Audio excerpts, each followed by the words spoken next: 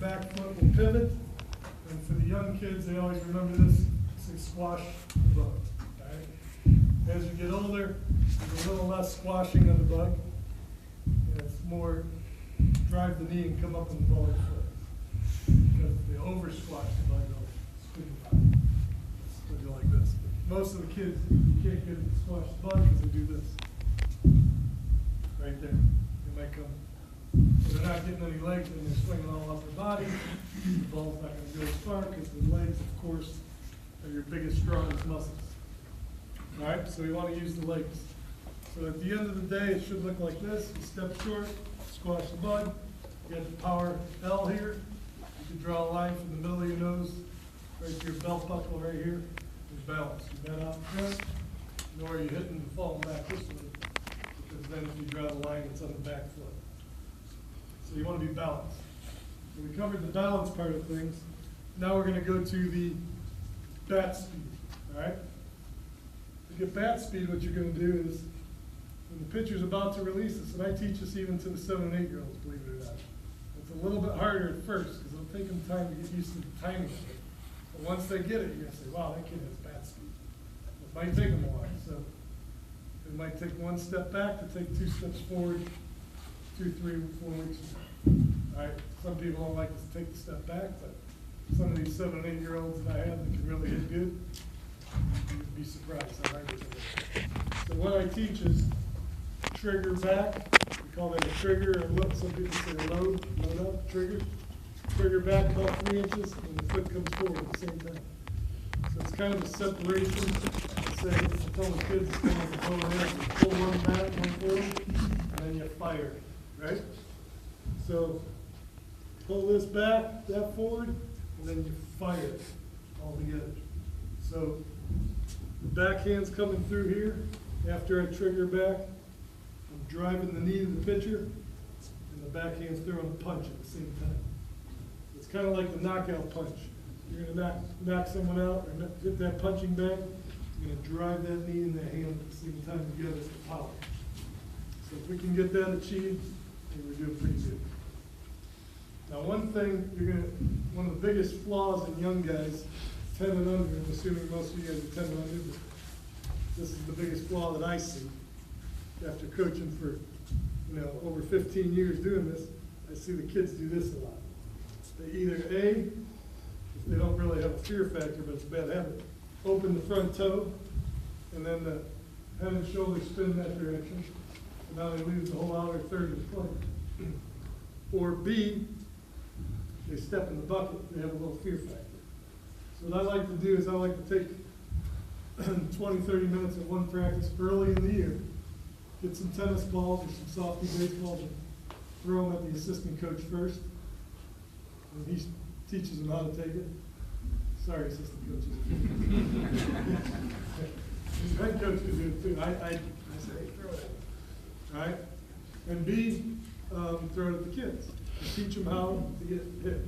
You might get hit one time a year, maybe twice, right? Does it hurt that long? Maybe 10, 15 seconds. So you have to say, hey, it's part of the game. I'm going to hit once or twice a year. If I bat 70 times, I'm not doing this 70 times. I might get hit once. I'm going to do this. It's coming at me. I can't get out of the way. Turn your rear end, your back. It hits you in the back of the butt. Only hurts 10 seconds, right? 10 seconds, and you get back, and you get on first, you steal second or third. Does that sound easy enough? Yeah. Not as bad as getting a shot, is it? You like shots? You do? He's just agreeing with me on everything. Anyways, all right, so you teach them how to get hit. It's part of the game, and then they're over the fear factor because they see all their buddies doing it, and they're like this. All right? So, you don't want, what you don't want to do, some kids try to get out of the way like this. They duck, now your head's coming into this plate. Boom, that's dangerous. Or if they do this, they hit the hands, the face, the privates, this way is the wrong way to do it.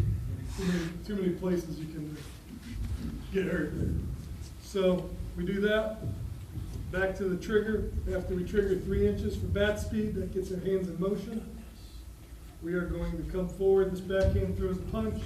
This one here is more of a karate chop. or slightly down to the ball. I call that land the airplane. You got an airplane here, you don't go straight down to the ball, because you crash the airplane, right? You go up when you land the airplane. That's a chicken wing. This is the second biggest flaw of young kids, is they have a loop or a chicken wing, whatever you want to call it. The barrel drops here and the ball's popping up the infield, foul ball, strikeout. Nothing's good with that result. So we want to stay here and through the ball. So we say short to the ball, long through the ball. We extend it all the way through, and finish up by your neck. So short to the ball means their arms don't cast here away from the ball. All right, some kids will have a long swing where you come out here a little too long.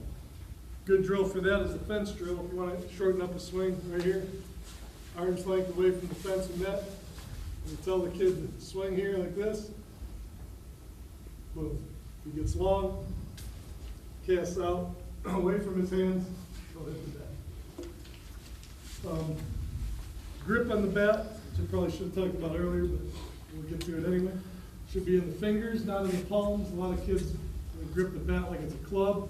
They grip it really tight, which slows their bat speed down. It should be loose and quick instead of tight and firm. Tight and firm slows you down, tenses you up to your shoulders and your body. So we grab it in the fingers and we line up our knuckles. So we're going to line up the knuckles that we knock on the door with. Okay?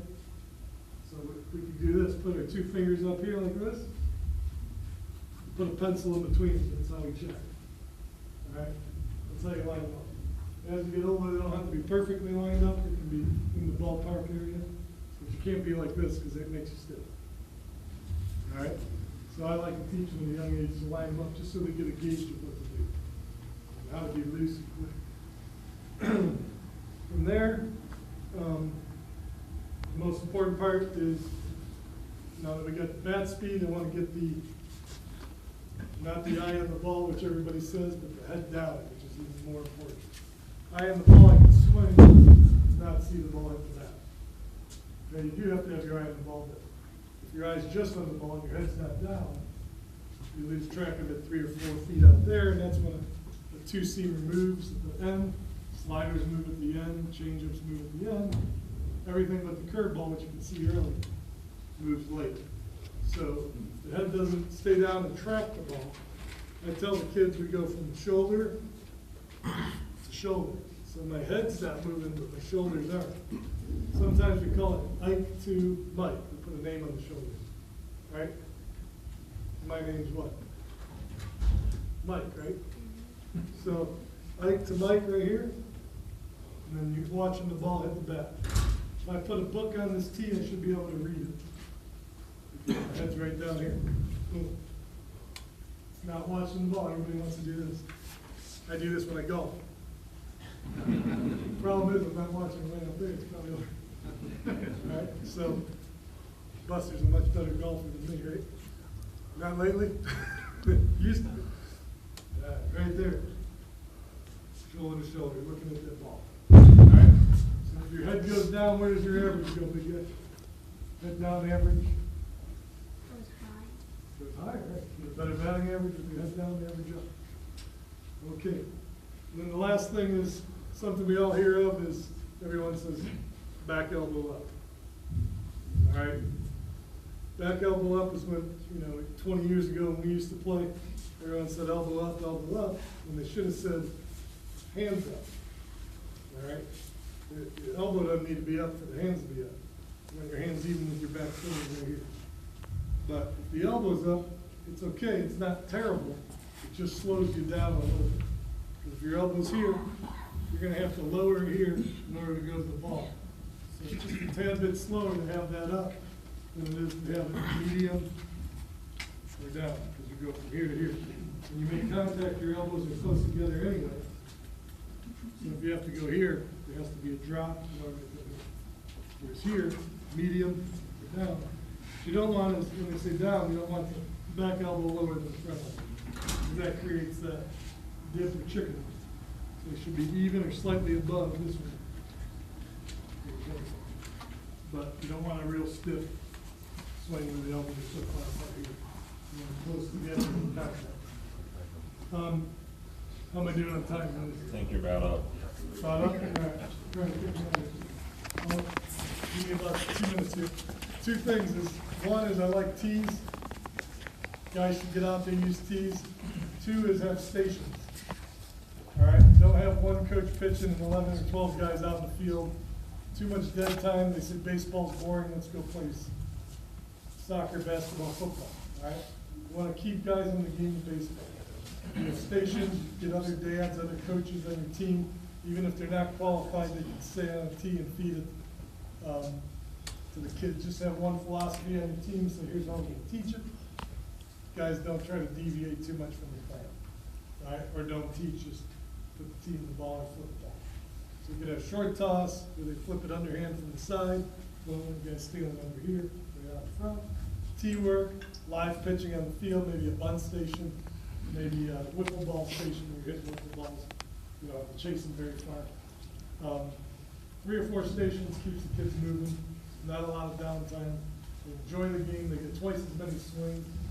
When you're getting out of a practice, you're getting 80 swings instead of 10 or 12. You know, in the old days, one guy pitched, and 10 or 12 swings, and the next guy.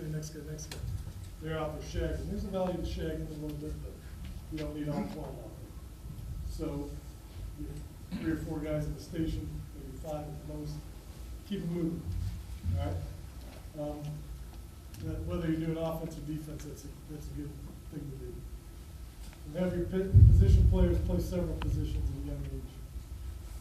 You never know when you're going to be Pokey Reese, minor league shortstop of the year, and then Barry Larkin's there, he doesn't move. Brandon Phillips, one of the best prospects at shortstop for the Indians, and the best second baseman. So, and not everybody can play short, not everybody can be an ace pitcher. On my now whole team, when I was playing with my kids, we had 11 pitchers on 12 team. 13 years old.